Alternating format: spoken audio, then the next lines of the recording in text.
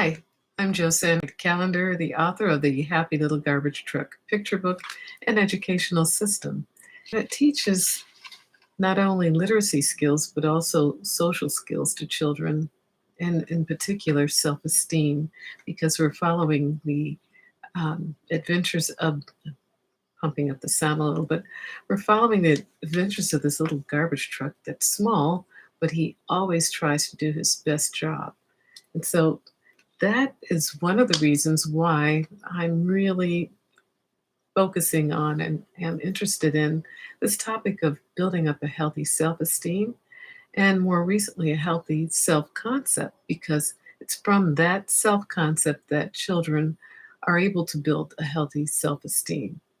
And the other day I spoke about how courage, patience, and trust helped these basketball players via their wonderful coach, John Mosley, gain these really important life skills because he kept encouraging them to have the courage to try things that are outside of their comfort zone. And also, he was patient and he also built up the trust that they had in him because he was consistent.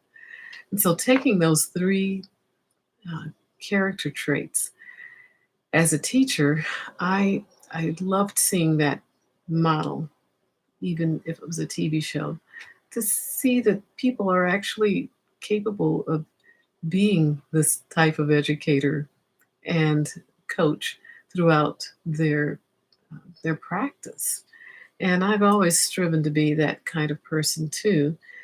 But I was thinking about how am I doing or how am I using these same tools and character traits in my current student population. Because in my position right now, I'm an inclusion specialist with a school, and we're working on building students' ability levels, even though it's a virtual instructional format. So, what I was thinking about talking about this morning is that children need encouragement, of course, and they often put filters up because they know that their skills are lower than they should be and their knowledge is limited.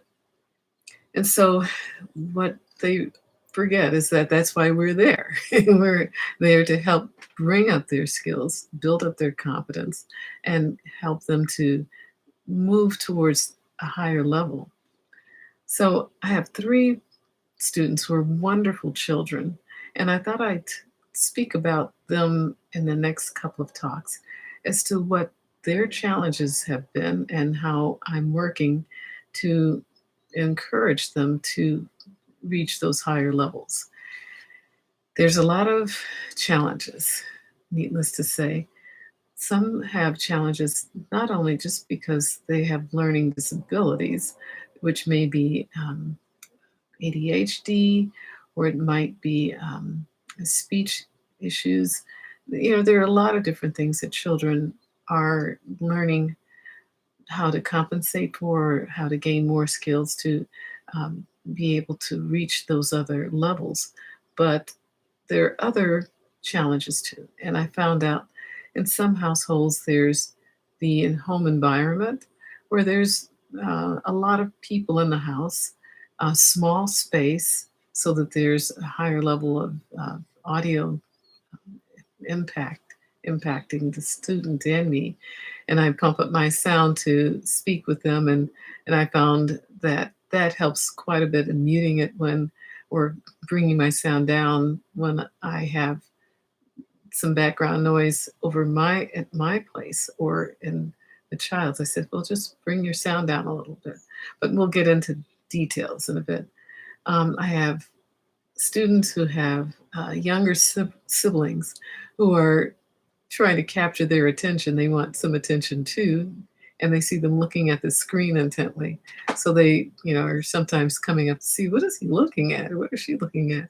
So you have, the younger siblings, and the biggest challenge of all, we only have a couple of weeks left of school. That is the major challenge.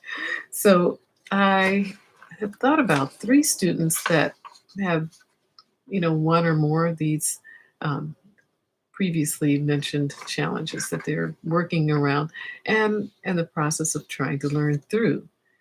So one little girl, she keeps her sound on mute throughout the lesson, and I encourage her to turn her sound up because I can't hear what you're saying, and then she sometimes turns it up, sometimes, but as the weeks have gone on, she's keeping on mute and she's doing a lot of sign language, like, and trying to make a letter I with her fingers, and I know it's really embarrassing that she has a lot. She's the little girl with a lot of sound issues in her background, but she's also, I could see she's there.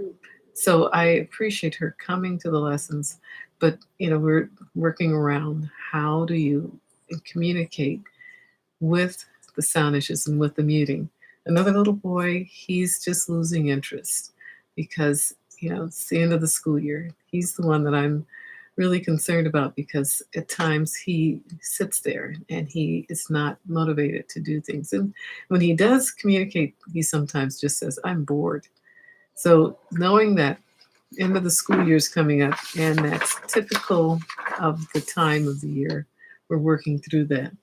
And then the other little guy has a sibling, a younger sibling, who runs into the room to see what he's doing.